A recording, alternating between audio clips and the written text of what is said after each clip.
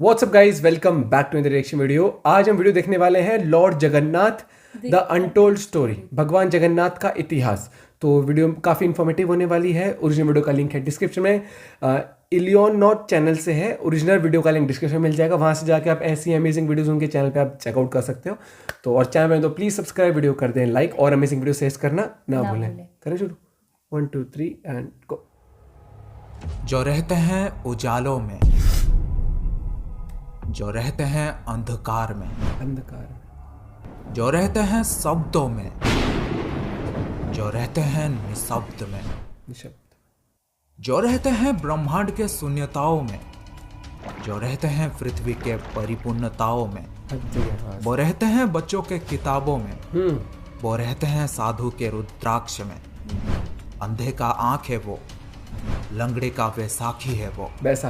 जन्म मृत्यु जीवन यौवन सूर्य चंद्र ग्रह नक्षत्र, इस संसार के जीवन मृत्यु चक्र में सदा सर्वदा वो ही विद्यमान है जो है जगत के नाथ प्रभु श्री जगन्नाथ। दोस्तों, ओडिशा अपने जगन्नाथ मंदिर को लेकर पूरी दुनिया में प्रसिद्ध है। हर साल लाखों करोड़ों संख्या में श्रद्धालु यहाँ आते हैं। पर क्या आपको पता है पुरी में जगन्नाथ संस्कृति कैसे शुरू हुआ, उसके पीछे की कहानी क्या थी, और क्या है ब्रह्म पदार्थ जो प्रभु जगन्नाथ को जीवित रखता है? जानने के लिए इस वीडियो को बिल्कुल अंत तक देखना। Lord Jagannath the untold story. कहा जाता है कि मध्य भारत में इंद्रद्युम्न नाम के एक राजा रहते थे। उनके राजधानी का नाम था अवंती। और वे भगवान विष्णु के बहुत बड़े भक्त थे और हमेशा भगवान विष्णु के दर्शन के लिए इच्छुक रहते थे। एक बार एक ऋषि घूमते हुए उनके महल में आ पहुंचे और कहने लगे, राजन, ओडिशा में भगवान विष्णु के भव्य रूप नीलमाधव को पूजा जाता है, लेकिन वो जगह ओडिशा के कौन से हिस्से में है यह आपको पता लगाना पड़ेगा। ये बात सुनते ही राजा इंद्रद्युम्न अत्यंत आनंदित हो उठे और तुरंत महल के मुख्य पुजारी के भाई विद्यापति को आदेश दिया कि वे ओडिशा जाकर नीलमाधव की खोज करें। पता लगा। राजा के आदेश अनुसार विद्यापति ओडिशा भ्रमण करने निकल पड़े। बड़े ही लंबी यात्रा के बाद जब विद्यापति ओडिशा पहुंचे तब उन्हें कुछ गुप्तचरों के माध्यम से पता चलता है कि सबरों के मुखिया विश्ववासु एक गुप्त गुफा के अंदर नीलमाधव की पूजा करते हैं। ये बात सुनते ही विद्यापति विश्ववासु के सामने विनती करने लगे कि वे उन्हें देव पूजा की स्थान दिखाएं, लेकिन कबीले के सरदार ने साफ साफ इनकार कर दिया। मना कर दिया। विद्यापति उसी गांव में कुछ दिन के लिए रहने लगे। कुछ ही दिनों में उन्हें विश्ववासु के बेटी ललिता से प्यार हो गया और दोनों ने शादी भी कर ली। शादी के कुछ दिन बाद विद्यापति ने अपने पत्नी को नीलमाधव की सिर्फ एक झलक दिखाने के लिए अपने पिता को मनाने के लिए कहा। अब बेटी की जिद को देखते हुए आखिर विश्ववासु भी मान गए, लेकिन एक शर्त पर कि विद्यापति के आंखों में पट्टी बांधकर लिया जाएगा। पर विद्यापति बड़े ही चालाकी से अपने साथ कुछ सरसों के दाने ले गए थे और गुप्त गुफा तक पहुंचने के रास्ते को याद रखने के लिए रास्ते में सरसों के दाने गिराते गए। गुप्त गुफा में पहुंचने के बाद जब विद्यापति ने आंखों से पट्टी निकालकर नीलमाधव की दिव्य छवि को देखा तब वे उन्हें देखते ही रह गए। गुप्त गुफा से लौटकर विद्यापति ने राजा को सब कुछ बताया और राजा ने भी अपने प्यारे भगवान के दर्शन के लिए तुरंत चल पड़े। लेकिन जब राजा इंद्रद्युम्न विद्यापति के साथ गुप्त गुफा में पहुंचे तब उन्हें वहां कुछ नहीं दिखा। नीलमाधव अंतर्ध्यान हो चुके थे।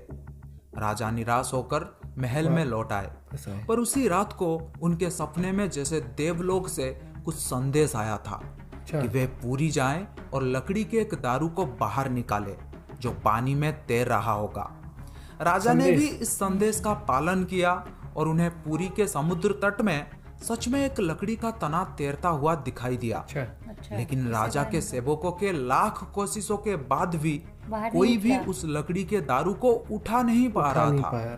अंत में कबीले के सरदार विश्ववासु के सहायता से उस दारू को महल में लाया गया, परंतु उस लकड़ी के दारू में से कोई भी कारीगर नीलमाधव की छवि तराश नहीं पा रहे थे। कहते हैं कि जब इस काम को करना नामुमकिन हो गया तब देवताओं के शिल्पीकार श्री विश्वकर्मा एक बूढ़े बढ़ाई के रूप में प्रकट हुए।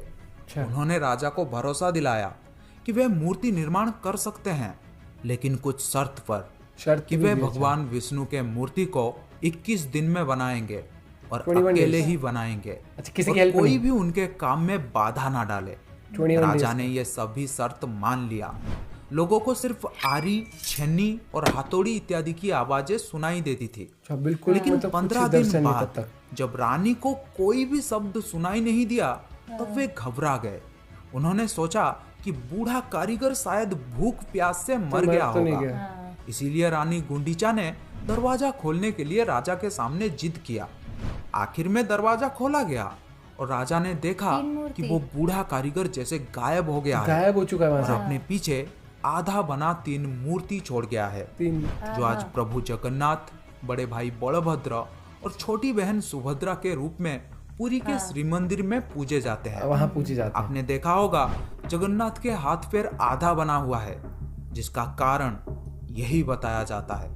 कहते हैं कि द्वापर युग में कृष्ण की लीला एक शबर के हाथों समाप्त हुई थी और कलयुग में नीलमाधव की यात्रा शुरू हुई थी और एक शबर विश्ववासु के हाथों। दोस्तों, क्या आपको पता है प्रभु जगन्नाथ को भी बुखार होता है, बुखार को भी दवाई दिया जाता है। कभी कभी ठीक हो जाते हैं पर कभी कभी नहीं। उनका पुनर्जन्म होता है, जिसे कहा जाता है नवो कलेबरो, जो हर 8 साल, 12 साल या 19 साल में एक बार होता है। इन दिनों ओडिशा सरकार पुरी में अंधकार का ऐलान करते हैं।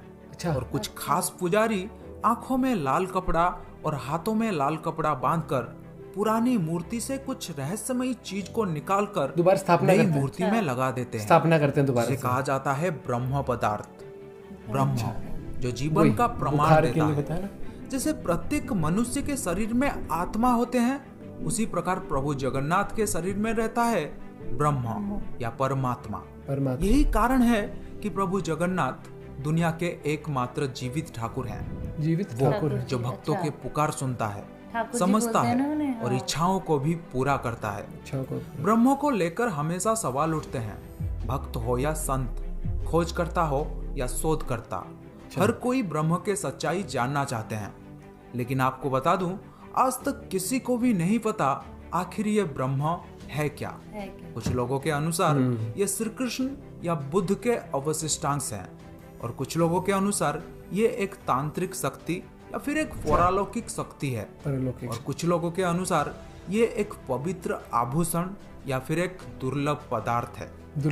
कहा जाता है कि जब श्री कृष्ण की मृत्यु हुई थी तब एक शबर ने ही उनका अंतिम संस्कार किया था, लेकिन उस वक्त श्री कृष्ण का दिल अथवा हृदय आग में जला नहीं था, जिस वजह से शबर ने उस हृदय को लकड़ी के गुच्छे में बांधकर समुद्र में प्रवाहित कर दिया था, जो फिर बहते बहते पुरी के समुद्र तट में पहुंचा, और जहां से फिर राजा इंद्रद्युम्न प्रभु के मूर्ति निर्माण कर पाए थे। उस तरीके से ये था प्रभु जगन्नाथ के मूर्ति निर्माण की कहानी। अगर आप ब्रह्म के बारे में और अधिक जानना चाहते हैं तो मुझे कमेंट बॉक्स में बता सकते हैं।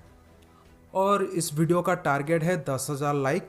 मुझे पता है आप लोग बहुत ही इंटरेस्टिंग तरीके से बताया पूरी स्टोरी कि इन जो राजा थे उनको, मुझे पता नहीं था कि वो आधी बनी हुई है मूर्ति। वो रीजन भी बताया ना उस तरीके से कि वो कारीगर गायब भी हो गया था वहां से जब वो गेट खुलवाया रानी ने, क्योंकि उनको लगा कि वो भूख प्यास से उनके वो डेथ हो गया, तो उस तरीके से। और जब वो उन्होंने दिमाग लगाया, वो सरसों डालते हुए गए वहां तक, आग पे पट्टी, लेकिन फिर मिले नहीं ना, फिर नहीं मिले। और वहां पे रहते थे, उन्होंने शादी करी, उन्होंने सोचा इस तरीके से फिर मैं उनके दर्शन कर पाऊँ, तो उनको तो हो गए दर्शन, लेकिन जब राजा को लेके आए तो वहां पर नहीं। और बतन 8 या 12 या 19 साल में दोबारा से स्थापना होती है एक तरीके से, बुखार होता है तो दोबारा से स्थापना भी करते हैं। और ठाकुर जी भी कहते हैं, ये तो पता है, ठाकुर जी बहुत सारे नाम है, जैसे जगन्नाथ तो वो होगा ना एकदम जग के, वो ठाकुर जी। कृष्ण जी के तो बहुत सारे वो हैं रूप है। कान्हा जी जैसे बाल गोपाल, लड्डू गोपाल बोलते हैं, जैसे बाल गोपाल बोलते हैं बहुत। तो भाई अगर इस तरह की वीडियोस आपको इंटरेस्ट आता है तो आप इनके चैनल पे जरूर देख सकते हैं, ओरिजिनल वीडियो के लिंक के थ्रू जाके। और बाकी आप हमें और भी सजेस्ट करते हो टॉपिक जिस पे हमें रिएक्ट करना चाहिए। और प्रेजेंट बहुत बड़ी तरीके से एनिमेशन के साथ जो करा था और एक एक चीज क्लियर थी, तो मेरे को काफी इंटरेस्टिंग लगी। और ऐसी वीडियोस में एक दिलचस्पी बनी रहती है कि क्या कहानी होगी इस चीज के पीछे। तो भाई जुड़े रहिए, मुस्कुराते रहिए और वीडियोस लाते रहेंगे आप लोग के लिए। Bye bye, take take care. Care.